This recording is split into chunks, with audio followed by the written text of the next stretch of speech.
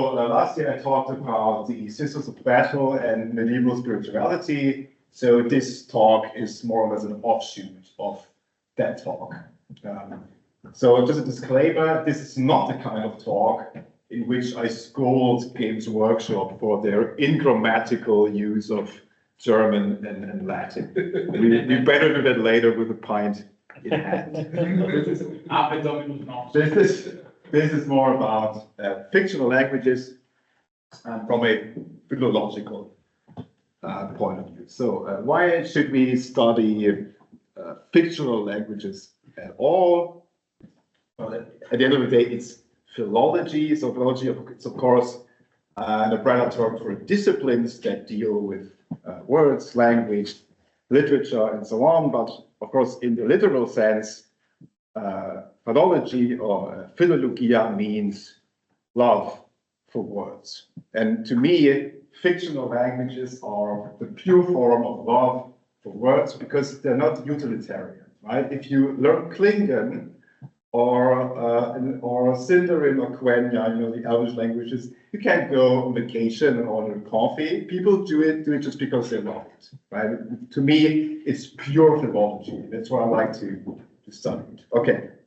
So, when we talk about fictional languages, we have to go back to J.R.R. Tolkien, because he is the one who started the whole business of fictional languages in fantasy literature. Tolkien himself liked to claim that his stories actually evolved out of the languages he made up. There's no consensus in scholarship whether that's actually true, but he liked to tell the story. He liked to play the languages. They came first. In order to understand what happens in Warhammer, we need an example from Tolkien. So the one I brought, next. Yes. That's Tolkien about inventing Rohanese. Rohanese is the language of the riders of Rohan. Tolkien calls the language Rohanese, however in scholarship it's mostly referred to as Rohirric. Okay, so he writes in an appendix to The Lord of the Rings that was never published, later published by St. Christopher Tolkien. He writes, since I hadn't necessarily converted the common speech of the hobbits into English, it seemed to me that it would be absurd then to leave the related language of Rohan in its wholly alien form. Now, the tongue of the Rohirrim was not only related to the common speech, but it had remained in a much more archaic state. And it was, even in its newer southern home, much less mingled with alien, that is, Noldorin and Quenya, these are Elvish languages, words. I therefore substituted for it a form of language resembling Old English, since this tongue that was removed from its ancestral home to another closely corresponds in its relation to modern English, especially in its freedom from accretion of French and Latin origin, with the relation of the tongues of the Shire and the Mark. Yeah? So basically, he wants speakers and readers of the English language to recognize that what the writers of Rohan speak is an older language to what the Hobbits speak, or the common speech. This common speech is also called Western. That's the main language of Middle-earth, so to speak. Right, so he used Old English. By the way, Tolkien does not promote language purity. It's not about that the older without the French Latin is better. That's not what it's all about. In fact, the root for Rohan is an Elvish word. And it's not about purity. It's about age, so to speak. Right? But what's very important. This language, Rohanese, isn't Old English in the lore. In the story, it isn't. So he makes this clear. So now we note the Old English element eo, which so often appears, not unnaturally being an old word meaning horse among a people who devoted to horses, represents a Rohan element loho, lo of the same sense. Thus, Eortheod, horsefolk or horseland, translates Lochtur. Theoden as are many of the other royal names, is an old word for king, corresponding to Roman Turak. So he has actual Romanese roots with certain meanings, but he also uses old English roots to replace them for us, the readers. We are supposed to figure out that all these EO words have to do with horses. Yeah, I should add, Tolkien was, his day job was teacher of Old English, yeah, professor of Old English. So naturally, he assumed that everyone knows Old English. Right, so we have all these EO words in the Lord of the Rings. Actually, if you do know Old English and read along, it's a little bit on the nose. Yeah, I know, with all these people have horse names. But we have Eowyn, which means delight in horses, right? We have Eomer, which means horse famous, and so on. Right? So it's just plain Old English, basically. Yeah. But I have to stress that the language in the lore is not Old English. Right? The relationship is purely representational. Right? So I made a little diagram how this actually works. So I call this representational borrowing. I had to make the term up. We'll see if it holds up. So this is the example of Rowanese in Tolkien's The Lord of the Rings. Oh, that should read Rowanese. I started mixing up the terms myself. Okay, so so in our world, Old English predates English.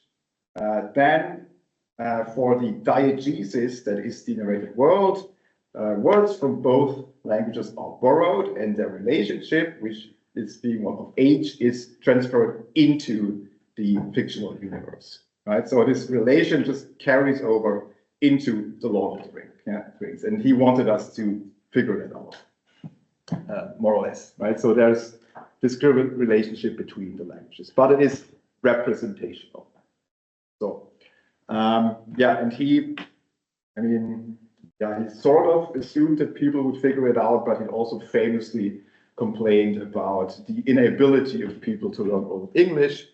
There's one famous quote from his letters: "I have to teach a talk about Old English to such a lot of young persons who simply are not equipped by talent or character to grasp it or profit by it." You know, and that's Tolkien.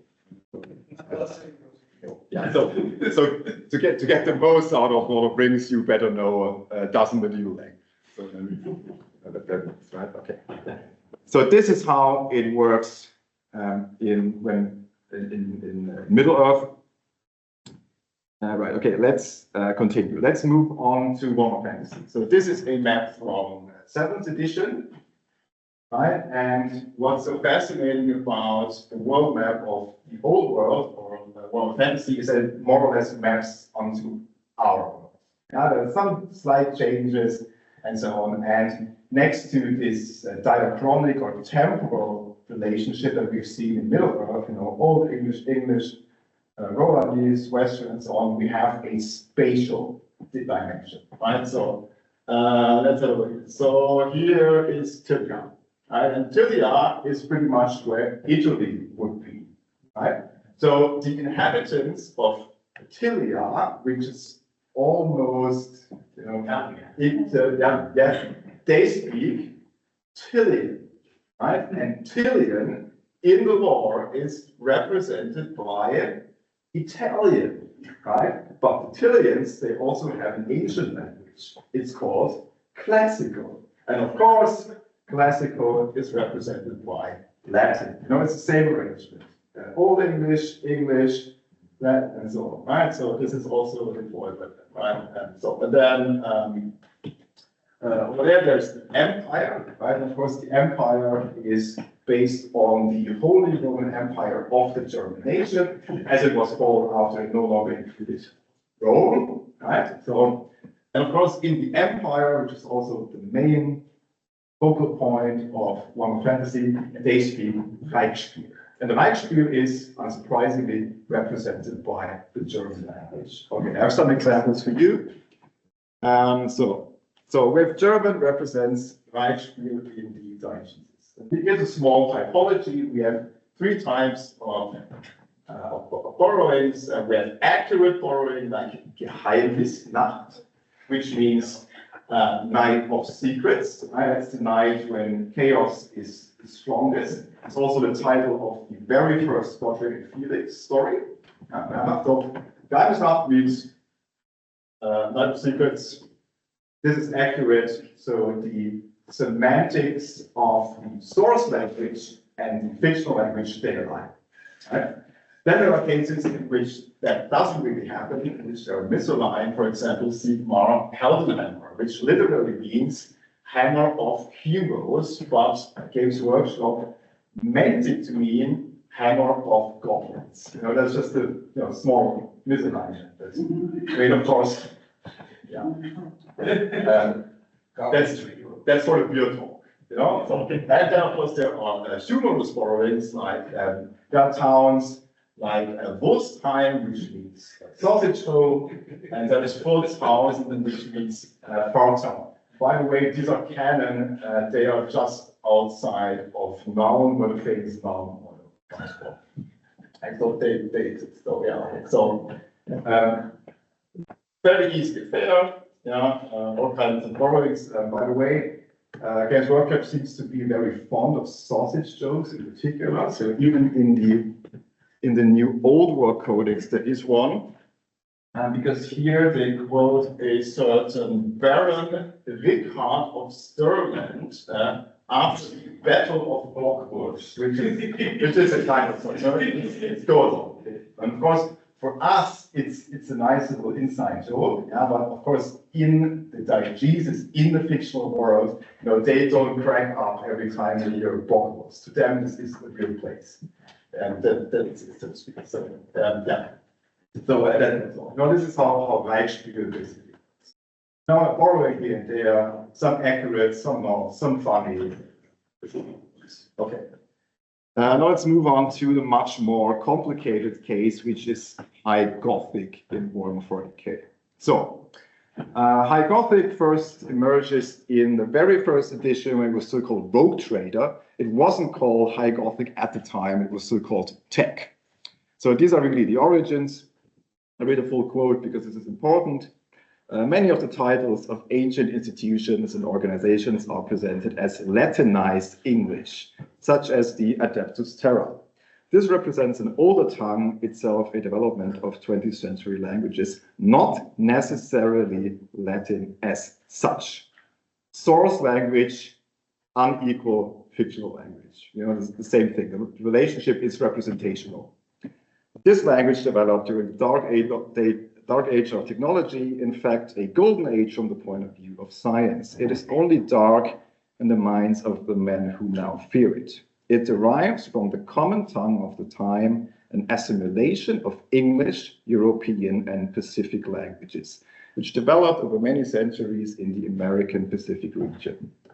This was the universal medium of written record until the age of strife, and was spoken as a first language by many and as a second language by almost everyone.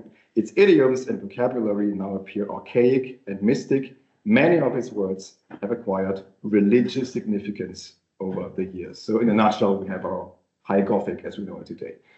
It's further elaborated upon in third edition. This is where Low Gothic becomes a thing. So we have this juxtaposition of Low and High Gothic. I'll just read the Low Gothic. On almost every civilized world, the Imperium will find the employment of some version of Low Gothic, known also as Base Gothic or Common Tongue. This is the language in everyday usage by the vast bulk of the emperor's servants derived from the speech of his ancestors, and that is High Gothic, right? So we have this relationship in the lore. High Gothic is the ancestor of Low Gothic, so to speak. So if we put it back into my little diagram, it works like this. Just like we've seen with Old English and English, Latin represents High Gothic, English represents Low Gothic, High Gothic predates Low Gothic, Latin predates English, but it also provides the highest register for the English language. And this works so well because the English language derives its highest register from the Latin language, because that's why it's so high shelf. It's a difference if you call the writers of Rohan horsefolk, or if you call them an equestrian people. You know, like this is, it makes a difference. It's equestrian from Latin equus, horse, right? So yeah, you get the idea, right? And this is how we can instantly tell if when we read Adeptus Terra, oh, this is something venerable, it's old, it's sophisticated, maybe religious. This is how it works. Okay, so for the longest time, there wasn't really any development in terms of High Gothic, right? But recently, something really big happened. So in December last year, Games Workshop published an entire hymn written in High Gothic. They also had it recorded by a choir. You should listen to it. It's absolutely fantastic. And on the website where they publish it, they write, to mark the end of the year, we set about writing an authentic imperial hymn to bring those sentiments to life, fashioning something that fitted the imperial creed. It's not performed in English nor any other fully recognizable language from our world. That's because it's in High Gothic, the formal language of the Imperium, written here for the first time ever. Okay, so and then they continue. The Warhammer studio have painstakingly crafted this language, and rumor has it that deep in the Warhammer HQ data vaults, there is a whole bunch more. Maybe one day we'll get to see a version of the hymn translated into our primitive 21st century language, question mark, right? They never published a translation, so basically they handed us a puzzle. Now it's a linguistic puzzle, and since December, I've spent many hours trying to solve it. So I have a handout. Are we all going to help you? Like, oh, I hope you will. Okay, so for those online, you can find this handout under my talk. When you click on my talk and see the abstract, it's just underneath. Okay, so here's the handout. Thank you. So basically what this is, it's a linguistic gloss. It has proper Leipzig glossing rules, you know, for the linguists. You know, there are some org linguists and so on. And I also looked at what all these words are that are in there, and it has extensive notes in the map. So you can sort of read along how I figured it out. So, okay. So let's have a quick look at this. So this hymn, it consists of 4 stanzas with 4 verses each. Yeah. Most of it is Latin, but not everything. And this is where it gets really interesting. So how does one construct a holy language? All right. So inspiration can be drawn from Isidore of Sevilla, who wrote the etymologies, basically the Wikipedia of the Middle Ages. All right. So he writes, there are 3 sacred languages, Hebrew, Greek, and Latin, which are preeminent throughout the world. On the cross of the Lord, the charge laid against him was written in Pilate's command in these 3 languages. So this is why in Latin, Western Christianity, these are the 3 holy languages. And of course, they are present in our hymn. Yeah, we have 2 Greek words. We have polemos, and we have ephies, which is Greek. And by the way, it's modern Greek. It's not ancient Greek. This ephies seems to be a phonetic spelling, so it's, yeah, seems to be modern Greek. And we have Hebrew, Helen. That's in there. But these aren't really, you know, surprising. We're still pretty much in a Eurocentric setup in this case, you know. There are many more. That's the rest. So we have Druvata, which is Sanskrit or Hindi, respectively. We have Hermann, which is Ottoman Turkish, but derived from Arabic. We have Azar, which is Persian. We have Kang, that is Chinese. Oh yeah, and we have Kandu, which seems to be Livy Karelian, which is wild, because that's a minority language no one has ever heard of, but it fits the translation perfectly. So I'm quite confident, but we'll see. Okay, so I don't have time to talk you through the entire text, but you have the handout with my theories, right? So let's do the first slide, right? Okay, also, here it goes. Truvata imperator dux noster.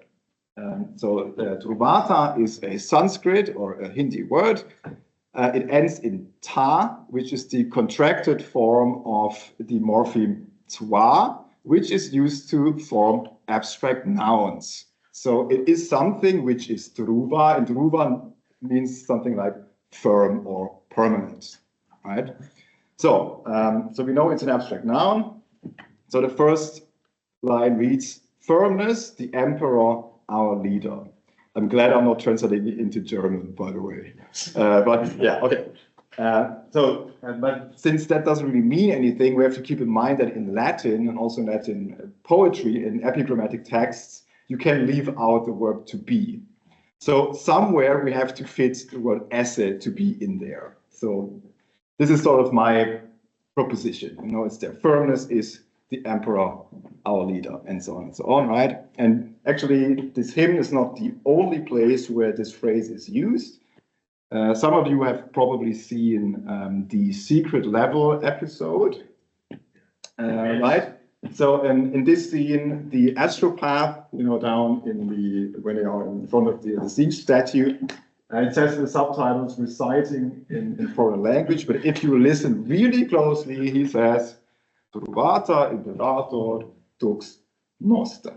Yeah. So, and by the way, this phrase is really interesting because it's reminiscent of Psalm 47, verse 15, according to Jerome's translation of the Hebrew Psalms. And there we read, Ipse ere dux noster in morte. He himself will be our leader in death, which is pretty Warhammer, if you ask me.